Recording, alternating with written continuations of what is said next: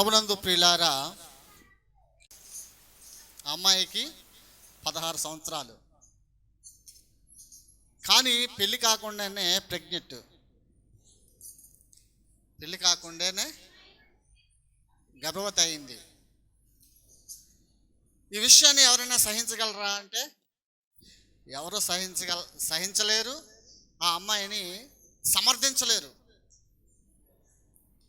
అంతేకాదు ప్రియులారా, ఆ అమ్మాయి అంట ఒక అబ్బాయికి ప్రదానం చేయబడింది. ఆ అమ్మాయి ఒక అబ్బాయికి ప్రదానం చేయబడింది. ఆమె ప్రదానము చేయబడిన వ్యక్తితో సంబంధం లేకుండా ఆ అమ్మాయి గర్భవతి అయితే అది తెలిసి కూడా ఆమెను అతడు వివాహం చేసుకోగలడా? చేసుకోలేడు. పెళ్లి కాకుండా చెడిపోయిందనేటువంటి తెలిసినటువంటి అత్తమామలు ఆ అమ్మాయిని కోడలుగా చేర్చుకుంటారండి? చేర్చుకోలేరు. కనీసం కన్నా తల్లిదండ్రులైనా ఆ అమ్మాయిని అర్థం చేసుకోవడానికి వీలుంటుందంటే అది అవదు. అయితే బైబిల్ ప్రకారం ప్రియులారా, ప్రదానం చేయబడినటువంటి ఆ చిన్నది పెళ్ళి కాకుండానే గర్భవతి అయి ఎటువంటి శిక్ష పడుతుందో తెలిస్తే మనం కొంచెం భయపడతాం. ఏమిటి అంటే శిక్ష తెలుసు. ద్వితీయోపదేశకాండం 22వ అధ్యాయం 24వ వచనంలో, పొరుగువాని భార్యను అవమానపరిచినందున ఆ మనుషుని రాళ్లతో చావగొట్టవలెను. పెళ్ళి కాకుండానే అలా జరిగితే ఏం చేస్తారంటండి? రాళ్లతో కొట్టి చంపడమే, మరో మార్గం లేదు మోషే ధర్మశాస్త్ర ప్రకారం.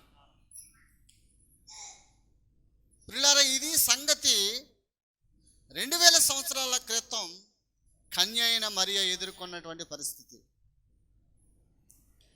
ఏంటి ఆ పరిస్థితి అంటే పెళ్లి కాకుండానే గర్భవతి. తాను ఏ పాపం చేయలేదండి, కేవలము పరిశుద్ధాత్మ ద్వారా గర్భము ధరించినానని చెబితే ఎవరైనా నమ్ముతారా? పెళ్లి కాకముందే గర్భవతి అయినా, పెళ్ళైన తర్వాత గర్భం ధరించకపోయినా ఈ పాపిష్టి లోకం కాకులై కూయటం, మరి ఆమె ఎంతో అవమానం పరచబడుతుంది, నిందల పాలవుతుంది. అయినా ఆ మరియ అన్నిటినీ భరించింది. ఆమె మరియ పుత్ర నామమే మానుయేలగున్. మరియ పుత్ర నామమే మానుయేలును. నరులకు దేవుండు తోడు నిరతము వరకు ధరణి దేవుడుండుగాన వెరవమెన్నడన్. పరమదేవుని సహవాసము లభించిన్. పరమదేవుని సహవాసము లభించిన్. కాబట్టి ఆ మరియ భరించినటువంటి మరియ, అవమానమును భరించినటువంటి మరియ,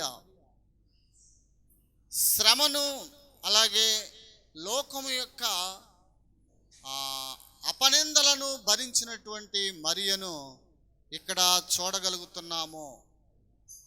అంత మాత్రమే కాకుండా ఆమె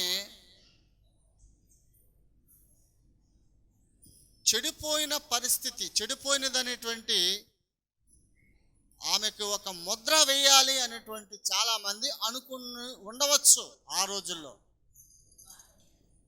ఈ రోజుల్లో ఎలాగనైతే ఈ మానవ స్వభావం ఉంటుందో ఆ రోజును అంతే కదా. అయితే ఎటువంటి మానాభిమానాలు లేనివాడిగా యేసేపును కూడా ఎంతోమంది హేళన చేయొచ్చు, చేసిన వారుగా ఉండొచ్చు. అంటే అన్నిటినీ ఆయన కూడా భరించాడు, సహించాడు. ముఖ్యంగా ఆమెను రహస్యంగా విడనాడాలని ఉద్దేశం ఉన్నప్పటికీ దేవుని చిత్తానికి దేవదూత చెప్పినటువంటి మాటకు లోబడి క్రీస్తు నిమిత్తం నింద గొప్ప బహుమానమని ఎంచుకున్నట్లు కనబడుతూ ఉంది. అవమానాలు అపనిందలు భరిస్తూ యవనస్తుడు అయినప్పటికీ ప్రియులారా, తోడుగా అండగా ఎవరు లేనప్పటికీ యేసేపునకు క్రీస్తును లోకానికి క్షేమంగా అందించారు. దేవునికే మహిమ కలుగును గాక. ఆ మరియ యేసేపులు యేసు ప్రభువును లోకానికి అందించిన వారై ఉన్నారు. ఈరోజు స్త్రీలు క్రిస్మస్, కేవలము స్త్రీలు జరిగించుకున్నటువంటి క్రిస్మస్. ఈ స్త్రీల క్రిస్మస్లో యేసు ప్రభువు తల్లి అయినటువంటి మరియా, ఆమె గురించి కొన్ని విషయాలు మాట్లాడదామని ఆలోచించినప్పుడు మరికొందరు మరియలు కనిపించారు. ఆ మరికొందరు మరియలను ధ్యానిస్తూ ఉన్నప్పుడు మరియలుగా ఉన్నవారైనా లేక ఇంకా ఆయన వంశస్థులు ఎవరైనా ఉన్నారా అని చూస్తే మరొక 6 కనిపించారు. మరొక 5 ఎవరు అంటే ప్రియులారా, వీరు ఒక పేరుంది వీరికి. ఏమిటంటే ఈ 5 కొనియాడబడిన స్త్రీలు అని. ఎవరు? కొనియాడబడిన స్త్రీలు అని. మత్తయి సువార్త తీసి పెట్టండి, 1వ అధ్యాయంలో యేసు ప్రభు వారి యొక్క వంశావళి కనబడుతుంది. ఆయన జనన విధమును చూడగలము. ఆ యొక్క అధ్యాయములో 1వ అధ్యాయమును 1వ వచనము నుండి 16 వచనాల వరకు యేసు ప్రభు వారి యొక్క వంశావళిని గూర్చి వ్రాయబడింది. అయితే చాలామంది అండి ఈ వంశావళిని దగ్గరికి వచ్చేసరికి దాన్ని ఆ 16 వచనాలు చదవరు. ఎందుకు చదవరంటే ఇంకా ఆ పురుషుల పేర్లు సరిగ్గా తిరగక ఇంకా వాళ్ళ వంశావళి ఎందుకులే, ఇంకా జనన విధం ఎట్లనగా అని 17వ వచనం నుంచి మొదలెడతారు దాదాపు. అయితే ఈ 16 వచనాలలో యేసుక్రీస్తు ప్రభు యొక్క వంశావళి వ్రాయబడినటువంటి పేర్లు ఇవన్నీ సరిగా అర్థం కాక చదువుకోరు. అయితే ఒక సంగతి అండి, ఈ 16 వచనాలలో గొప్ప సంగతి దాగి ఉంది. ఏంటి అంటే బైబిల్లోని వంశావళిలో సాధారణంగా పురుషుల పేర్లు మాత్రమే వ్రాయబడ్డాయి. చూస్తున్నారు కదా, 16 వచనాల్లో పురుషుల పేర్లే కనబడుతున్నాయి. కానీ ఇక్కడ యేసుక్రీస్తు వంశావళిలో నుండి 42 తరములు అన్ని పురుషుల పేర్లే ఉన్నాయి. కానీ గొప్ప సత్యం ఏంటంటే కేవలం 5 స్త్రీలు మాత్రమే ఈ పేర్లు ఉదహరించబడ్డాయి ఈ వచనాలలో. దేవునికే మహిమ కలుగును గాక. కేవలం 5. ఆ 5 పేర్లలో ప్రియులారా, మొట్టమొదటి పేరు మత్తయి సువార్త 1వ అధ్యాయం 3వ వచనంలో తామారు గారు కనబడుతున్నారండి. తామారు 42 తరాలలో అందరు పురుషుల పేర్లు కనబడితే ఈ వంశావళిలో యేసుక్రీస్తు ప్రభు వారి వంశావళిలో కేవలము 5 స్త్రీలు కనిపించారు. ఆ 5 స్త్రీలలో 1వ అధ్యాయం 3వ వచనంలో తామారు కనబడుతున్నారు. అసలు ఈ తామారు ఎక్కడ ఉన్నారు అంటే ఆదికాండం 38వ అధ్యాయంలో 6 నుండి 30 వచనాల వరకు ఆ తామారు గురించి చూస్తాం. ఈ తామారు విధవరాలుగా విడిచిపెట్టబడి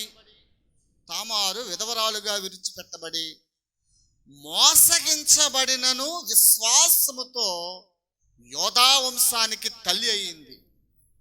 మోసగింపబడింది అయినప్పటికీ విశ్వాసముతో యోధా వంశానికి తల్లి అయినది. ఆమె పెరేసు జరాహు అను కవల పిల్లలకు తల్లి అయింది. తామారు. ఆ తామారు గురించి ఆదికాండం 38వ అధ్యాయము 29-30 వచనాలలో ఆ కవల పిల్లల తల్లి గురించి చూస్తూ ఉన్నాం. అయితే యోధా వాటిని గుర్తుపట్టి, వాటిని గమనించి గుర్తుపట్టి, నేను నా కుమారుడైన షేలాను ఆమెకు ఇయ్యలేదు గనుక ఆమె నాకంటే నీతిమంతురాలని చెప్పాను. దేవునికే మహిమ. నాకంటే నీతిమంతురాలని చెప్పాను. ఈ సంగతి ఆదికాండం 38:26లో చూడగలము. తామారు అనగా అర్థం ఈత చెట్టు అని అర్థం. తామారు అంటే ఈత చెట్టు అని అర్థం. అలాగే ఆమె మోడైన జీవితము ఈత చెట్టు వలె ఫలించింది తామారు. కాబట్టి ఆ వంశావళిలో మొట్టమొదటిగా 1వ అధ్యాయం 3వ వచనం మత్తయి సువార్తలో తామారు పేరు కనబడడం ఇది ఒక గమనార్హం. రెండవ వ్యక్తిని చూద్దాం. మత్తయి సువార్త 5వ వచనంలో, 1వ అధ్యాయం 5వ వచనంలో రాహాబు కనబడుతుందండి. రెండవ వ్యక్తి రాహాబు కనబడుతుంది. ఈమె చరిత్రను మనం ఒక మారు చెప్పుకున్నాం యెహోషువ గ్రంథము 2వ అధ్యాయంలో. అలాగే 6వ అధ్యాయం నుండి కూడా 22-25 వరకు కూడా ఈ రాహాబు గురించి చూస్తూ ఉన్నాం. ఈమె ఒక తృణీకరింపబడేటటువంటి వేశ్య. ఈమె వేశ్య అయినప్పటికీ దేవుని యొక్క అద్భుతమైన కార్యములను గురించి విన్నప్పుడు ఆమె గుండె కరిగిపోయిందండి. ఆమె గుండె కరిగిపోయింది. చాలామంది స్త్రీలు ఏదైనా సాక్షి వింటే ఉట్టినే కన్నీళ్ళు పెట్టుకుంటారు, కరిగిపోతారండి. కొంతమంది ఎంత కన్నీటి పర్యంతరమైనటువంటి సంగతి చెప్పినా రాళ్ళులా కరగరం. రాళ్ళలాగా అవుననే అనరు, కాదనరు, అలా ఉండిపోతారు. అదేంటో మరి. ప్రియులారా, ఈ రాహాబు గుండె కరిగింది గనుక యెరికో నాశనం చేయబడినప్పుడండి ఆమె తన ఇంటి వారిని రక్షించుకుంది. దేవుని యందు విశ్వాసం ఉంచినటువంటి రాహాబు నీతిమంతురాలుగా ఎంచబడింది. ఎలా ఎంచబడిందండి? నీతిమంతురాలుగా ఎంచబడింది. అటువలే రాహాబును వేశ్య కూడా దోతలను చేర్చుకుని వారిని వేరొక మార్గమున పంపింది. వేరొక మార్గమున పంపివేసింది. అంటే వేగులు వారిని రక్షించింది. తాను క్రియల మూలంగా నీతిమంతురాలని ఎంచబడింది. ఈ సంగతి మరి యాకోబు పత్రిక 2:25లో చూడగలము. రాహాబు అనగా అర్థము విశాలత. విశాలత అనే అర్థం. అంటే ఆమె పాపపు ఇరుకులో ఉన్నటువంటి ఆమె జీవితము దేవుని యొక్క విశాలతలోనికి తేబడింది. రెండవ స్త్రీ ఈమె తామారు, తర్వాత రాహాబు. మూడవదిగా చూస్తే రూతు. ఈ రూతు మాట ఎన్నో వచనంలో ఉంది? మత్తయి సువార్త 1వ అధ్యాయము 5వ వచనంలో ఉంది. 1వ అధ్యాయం 3వ వచనంలో తామారు గారు కనబడుతున్నారు. 1వ అధ్యాయం 5వ వచనంలో రాహాబు గారు కనబడుతున్నారు. 1వ అధ్యాయము 5వ వచనంలో కూడా రూతు గారు కనబడుతున్నారు. ఈమె చరిత్రను రూతు గ్రంథంలో చూస్తూ ఉన్నాం.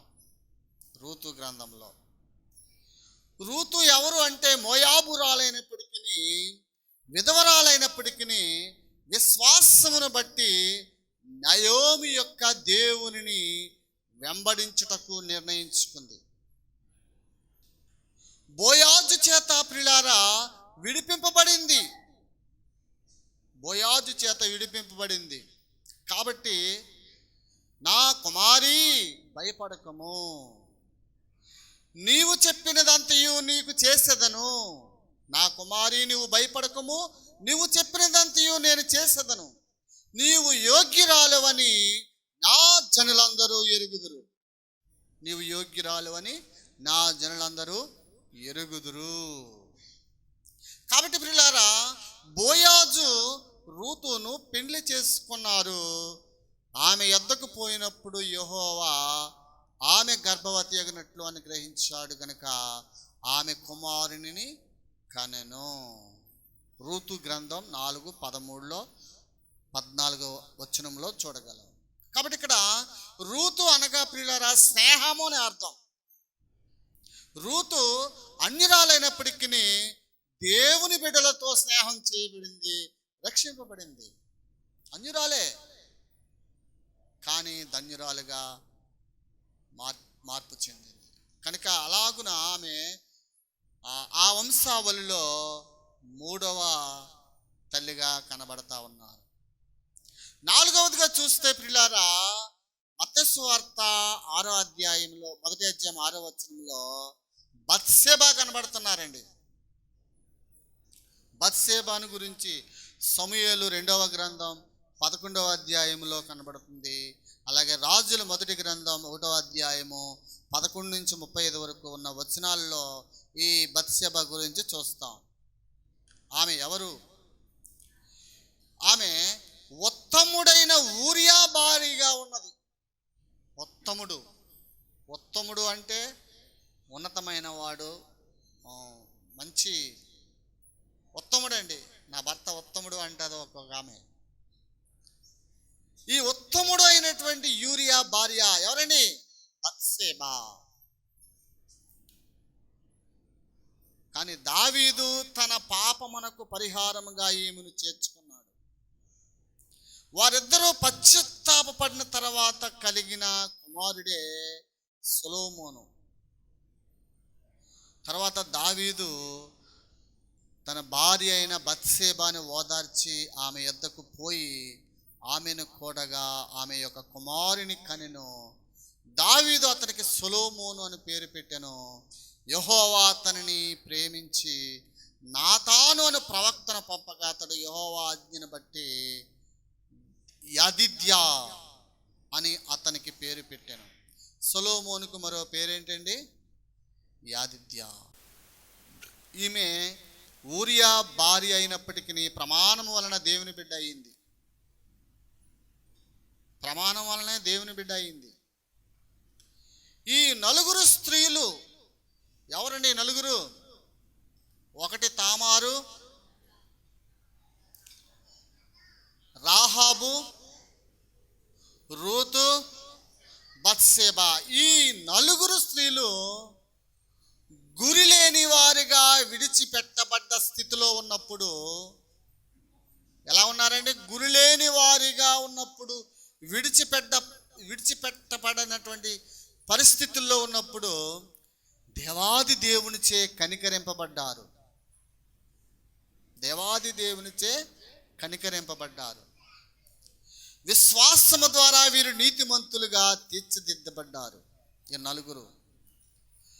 ప్రియులారా, పాపపు పరిస్థితుల్లో కొట్టిమిట్టులాడుతున్నటువంటి మన యొక్క స్థితిని బట్టి మనం ఎటువంటి స్థితికి దిగజారినను దిక్కు తోచని పరిస్థితుల్లో ఉన్నప్పటికీ దేవుడు మనలను కనికరించేవాడై ఉన్నారు, క్షమించేవాడై ఉన్నాడు. వీరిని వాడుకున్నట్లు వీరి జీవితములను ద్వారా మనము గ్రహించుకోగలం. చివరిగా మరియా, 5వ స్త్రీగా మరియా. ఈమె మత్తయి సువార్త 1వ అధ్యాయం 18వ వచనంలో ఈమె కనబడతా ఉన్నారు. మరియా గురించి మనం చాలా మార్లు ధ్యానించుకున్నాం. ఈమె దీనురాలు, ఈమె పరిశుద్ధురాలు. కన్య అయిన మరియా దేవుని చేత ఎన్నుకోబడింది. కన్య అయిన మరియా దేవుని చేత ఎన్నుకోబడింది. క్రీస్తును గర్భమున ధరించినటువంటి భాగ్యం పొందింది. ప్రియులారా, ఆ దూత లోపలికి వచ్చి ఆమెను చూచి ఏమంది? దయాప్రాప్తురాలా, నీకు శుభము. మరొక మాట, ప్రభువు నీకు తోడై ఉన్నాడు. ఆమె ఏమంది? బహుగా ఆమె తొందరపడి ఆ శుభవచనం ఏమిటో అని ఆ విషయాలన్నీ లూకాసు వార్త 1వ అధ్యాయము 28-35 వచనం వరకు చూస్తూ ఉన్నాం. మరి అనే మాటకి అర్థం చేదు.